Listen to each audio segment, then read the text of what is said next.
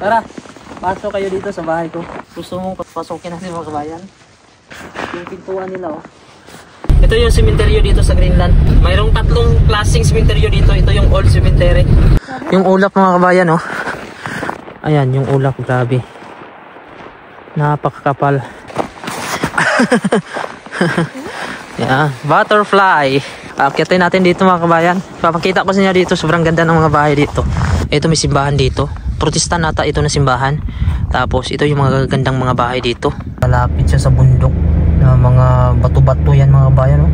Ngayon nandito pala ako ngayon sa tinatrabuhan na aking misis dahil susunduin ko siya. Pa-out na kasi sa mga kabayan at medyo madulas kasi yung kalsada. Dito pala nagtatrabaho yung misis ko mga kabayan, yung daycare center. Ayan o, kinukuha na nila yung mga anak nila. Diyan iniiwan yung mga magulang kasi pag nagtatrabaho sila mga kabayan, walang nag-aalaga sa mga anak nila, wala silang maiwanan. Kaya itong daycare center ginawa para iwanan ng mga bata dito at isa yung misis ko sa mga nag-aalaga. Ito yung view natin dito. Medyo maswerte ngayon kasi medyo sumilip lang yung araw. Yung araw natin na yan, pero natatakpan na siya ng makapal na ulap. Bali sa gilid lang siya sa masilip. Yung oras natin ngayon ay alas 4. Ito yung buong paligid natin oh. Ayan. Balot na balot pa rin ng mga snow. At ipapakita ko mga kabayan sa labas. Zoom natin yung mga bahay dun sa unahan. Ayan. Ayan yung mga bahay dun mga kabayan ha. Magaganda. Ayan. Kitang kita yan o. Grabe yung view dito mga kabayan. Puro snow lang talaga. Ayan. Andun o. Ayan. Kitang kita mga kabayan o. Kahit malayo na o. Ayan. So yun yung asawa ko mga kabayan. Lumabas na siya. Pa-out na kasi siya. Minsan mga kabayan masungit yung panahon. Kaya madalas ko siya sinusundo dito. Ngayon naman madulas yung kalsada. Kaya sinundo ko din siya. Hello, kumusta? Okay lang? Ayong ilati. Okay. Gutom po. Gutom? Hello po mga kabayan. Ayun, pasyal-pasyal muna kami dito sa city. Ayan, bali bumili lang kami ng pagkain yan sa likod namin. Ayan yung fast food dyan mga kabayan. Medyo maganda yung panahon ngayon mga kabayan oh. Maliwalas. Pero wala siyang araw. Grabe mga kabayan yung ulap oh. Napakaputi at napakakapal. Yan yung ulap dito. Hello po mga kabayan. Ngayon papasyal-pasyal muna kami ni Mrs. Dito sa bagong lugar na naman itutur namin kayo. Maganda yung mga bahay dito. Nasa gilid kami ng dagat. Ipapakita ko dito sa inyo yung view. Ito yung view dito ngayon mga kabayan. Ang oras natin ngayon ay alas 5:30. Medyo pa dilim na. Ito may simbahan dito. Protestan nata ito na simbahan. Tapos ito yung mga gagandang mga bahay dito. Ayan. Tapos sa unahan natin sementeryo. Ayan. Old cemetery yan dito mga kabayan. Ipapasyal namin kayo dito sa view mga kabayan. Ayan. Papalibutan talaga ng mga snow. Yung misis ko nandun na sa unahan. Papakita namin sa inyo dito kung gaano kaganda yung snow dito mga kabayan. Maraming nagpapasyal ngayon dito dahil nga yung panahon ay medyo maganda at hindi malakas yung hangin. Ito yung maganda kasi mga kabayan, hindi siya malakas yung hangin. Ito digilid ng dagat. Tapos yun oh, may mga aso dun oh. Yan, lalaro sila ng aso. Ito yung Greenland mga kabayan. Medyo patag siya dito dahil yung mga snow nagpapatong-patong na at tumitigas na yung ilalim. Yan, pupuntahan natin yung gilid ng dagat. Napakalamig dyan mga kabayan. Pero dito naman sa Nok, hindi naman tumitigas yung mga dagat dito. May mga area lang dito na medyo tumitigas yung dagat sa kabilang part ng mga kabayan. Sa north na part ng Greenland, north, south, tumitigas din. Nasa medyo gitna kasi kami. Ayan o, ganda yung hampas ng hangin dito. Pero medyo malamig-lamig lang pag sa gilid na. Ayan, ang ganda ng view natin, may aso sila. Ayan. So napakalamig mga kabayan pag naligo ka siguro dyan. Ayan, ito yung magagandang bahay dyan sa unahan. Ayan. Ang magagandang bahay. Ayan. Ang ganda ng view dito natin mga kabayan. Ayan, sa gilid natin, mahampas-hampas yung dagat. Ayan, pasyal-pasyal muna kami dito sa gilid ng dagat. Kasama sa misis. Sobrang lawak dito mga kabayan. Ang sarap gumiling. Ayan. Ang sarap magpagulong pala. Ayan, medyo patag dito. Akitin natin dito mga kabayan. Papakita ko sa inyo dito. Sobrang ganda ng mga bahay dito. Makukulay. Ito yung mga bahay dito na na-videoan natin nung sa tinatrabaho ng misis ko. Ito yun. Mga bungalow type to dito. At napakatahimik ng lugar dito. Maririnig mo lang dito. Maririnig mo lang dito mga kabayan yung hampas ng yan, dagat. Tapos ito, may bahay din dito na nag-iisa. Tapos yun yung bahay doon sa unahan.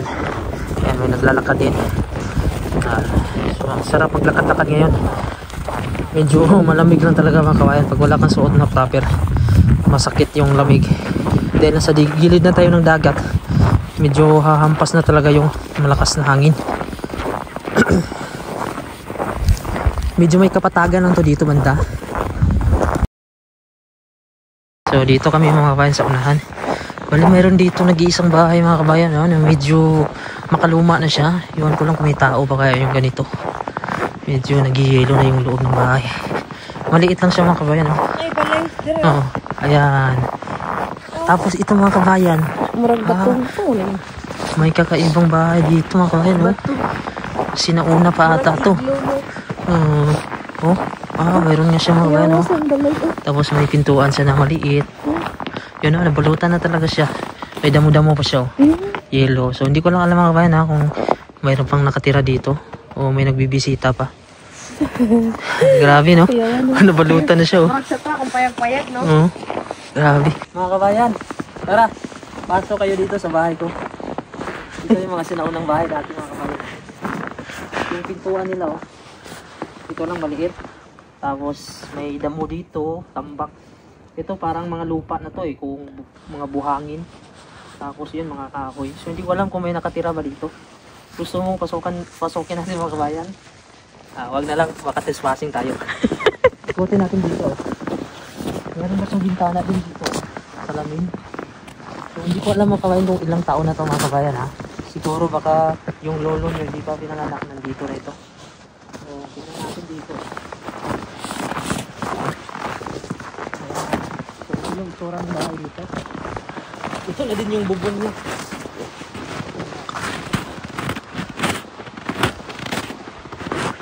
Sa tingin ko mga kabayan, mayroon sentimental value ito. Dahil nandito pa rin, nananatili pa rin siya. At saka preserve talaga nila. Tapos ito na mga kabayan, maliit din na bahay ito. So hindi ko lang kung may nakatira pa dito. Uniform din siya ito. Medyo malaki na to. Tapos ayan, ito na yung dadaanan natin dito. Medyo may kapatagan lang to dito. Pero may service sila. Ayan.